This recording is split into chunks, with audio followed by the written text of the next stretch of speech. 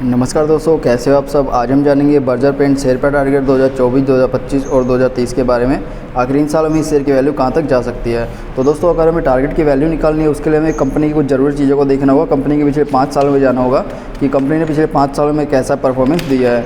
तो सबसे पहले हम देखेंगे कंपनी के शेयर में हुए बदलाव, कि कंपनी ने कितना रिटर्न दिया है, कितना निवेशकों को नुकसान हुआ है। तो देखिए, अगर 29 अक्टूबर 2018 के टाइम में देखिए तो 2 सेकंड में इसे फोकस कर देता हूँ। देखिए, 29 अक्टूबर 2018 के टाइम में देखें, कंपनी के शेयर की वैल्यू 253 रुपये के आसपास ट्रेड कर रही थी।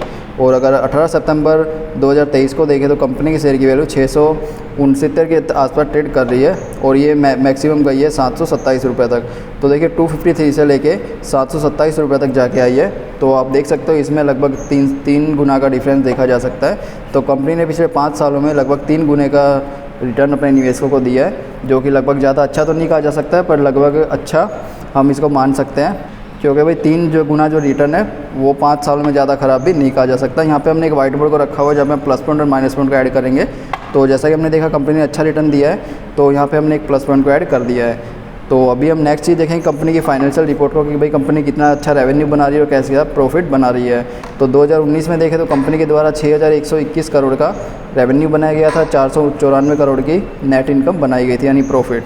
ठीक है, अगर 2023 को देखें, 5 सालों के बाद इस स्थिति को देखें, तो भाई ये 6000 से हो गया है 10,000 करोड़ और 494 से हो गया है 559। ठीक है, लगभग 60 करोड़ के आसपास। तो कंपनी ने इस साल जो है काफ़ी अच्छा प्रॉफिट बनाया है और रेवेन्यू में भी काफ़ी अच्छी बढ़ोतरी हो रही है। यानी जो कंपनी है फाइनेंशियल रूप से काफ़ी अच्छी तरह से आगे बढ़ रही है, जो कि ये भी निवेशकों के लिए एक अच्छा संकेत है। यहाँ पे हमने एक प्लस पॉइंट को लगा दिया है। अभी हम नेक्स्ट चीज़ देखें कि कंपनी की संपत्ति में क्या फेरफार हो रहा है। कंपनी की संपत्ति यानी कंपनी की जो एसेट्स होता है, जिसकी मदद से कंपनी जो है अपना रेवेन्यू बना रही है। जैसे भाई इंडस्ट्रियल व्हीकल हो गए, कंपनी की ऑफिस हो गई, ब्रांच हो गई, कारखाने वगैरह हो गए। ठीक है, तो 2019 में अगर देखें तो कंपनी के पास 4556 करोड़ की संपत्ति थी।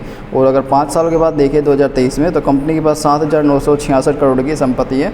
तो देखिए, इसमें लगभग 2 गुना का फ़र्क देखा जा सकता है। तो कंपनी की जो संपत्ति है उसमें भी काफ़ी अच्छी बढ़ोतरी देखने मिली है सालाना। ठीक है, तो ये भी एक अच्छा संकेत है। तो हमने इसको एक प्लस पॉइंट दे दिया है।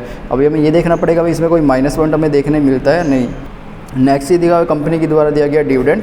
तो जैसा कि हम देख सकते हैं, कंपनी ने 4 अगस्त 2023 को डिविडेंड दिया, 2022 को, 21 को, 20 को, और कंपनी 20 में 2 बार डिविडेंड दिया था अपने निवेशकों को। जो कि कंपनी अगर लगातार निवेशकों को डिविडेंड दे रही है, जो कि एक अच्छा संकेत है, क्योंकि यह कंपनी के ज़्यादा प्रॉफिटेबल होने की ओर संकेत भी करते हैं। तो हमने इसको एक प्लस पॉइंट दे दिया है। आगे दिया हुआ है कंपनी की शेयर होल्डिंग पैटर्न, जिससे हमें पता चलेगा भाई कंपनी में कौन कौन से इन्वेस्टर रहे हुए हैं और कौन कौन से इन्वेस्टर के द्वारा कंपनी में जो शेयर है उनको लिया गया है। तो सबसे पहला था टोटल प्रमोटर होल्डिंग, यानी कंपनी के द्वारा खुद के ही शेयर में की गई होल्डिंग। कंपनी ने अपने शेयर के लगभग 75% की होल्डिंग की गई है, जो कि एक अच्छा संकेत है। और म्यूचुअल फंड के द्वारा लगभग ना के बराबर होल्डिंग की गई है, 0.91%। ये एक अच्छा संकेत नहीं है। अदर डोमेस्टिक इंस्टीट्यूशन यानी भारत के जो बड़े इन्वेस्टर हैं उनके द्वारा 3.15% की होल्डिंग, ये एक अच्छा संकेत है। प्रमोटर होल्डिंग को देखते हुए भाई ये 3.15% भी अच्छी होल्डिंग कही जा सकती है। फॉरेन इंस्टीट्यूशन देखिए, इसमें 10.89%, लगभग 11% की होल्डिंग विदेशी इन्वेस्टरों के द्वारा की गई है, जो कि काफ़ी अच्छा संकेत है। और इसे कहा जा सकता है भाई कंपनी में जो है विदेश में काफ़ी अच्छा एक्सपेंड खुद को कर लिया है। इसके बाद आता है रिटेल इन्वेस्टर, उनके द्वारा 10% की होल्डिंग। जैसा हम जानते हैं, रिटेल इन्वेस्टर अगर कम मात्रा में होता है तो अच्छा माना जाता है, तो 10% काफ़ी कम मात्रा कही जा सकती है, इसलिए एक अच्छा संकेत है। इस रिपोर्ट में आगे दिया हुआ है कंपनी के बारे में फ्यूचर स्कोप, मतलब भाई कंपनी आने वाले समय में कौन कौन से सेक्टर में काम करने का प्लानिंग कर रही है, जो आप आराम से रीड कर सकते हो। इसकी जो लिंक है डिस्क्रिप्शन में दी हुई है। ठीक है, वहाँ से PDF को डाउनलोड के आप इसे चेकआउट कर सकते हो। दोस्तों, अब हम बात करते हैं टारगेट की वैल्यू की। तो दोस्तों, वो बताने से पहले आपको एक चीज़ बताना चाहूँगा भाई, जो टारगेट वैल्यू होती है वो एक्सपर्ट के द्वारा दी जाने वाली एक अंदाजित वैल्यू होती है, किसी भी प्रकार का सजेशन नहीं है। तो अगर 2024 की बात करें तो कंपनी के शेयर की टारगेट वैल्यू ये देखिए 885 से लेके 910 रुपये तक जाने की संभावना को बताया जा रहा है।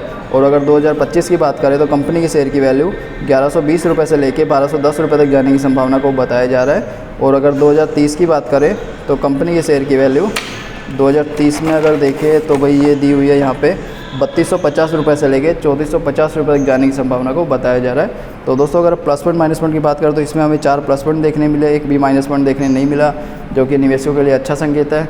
और कंपनी के बारे में जैसे जैसे हमें अपडेट मिलेगी हम आपके साथ भी अपडेट करेंगे, इसलिए चैनल को सब्सक्राइब कर ले, वीडियो को लाइक करें। तो चलिए मिलते हैं नेक्स्ट वीडियो में।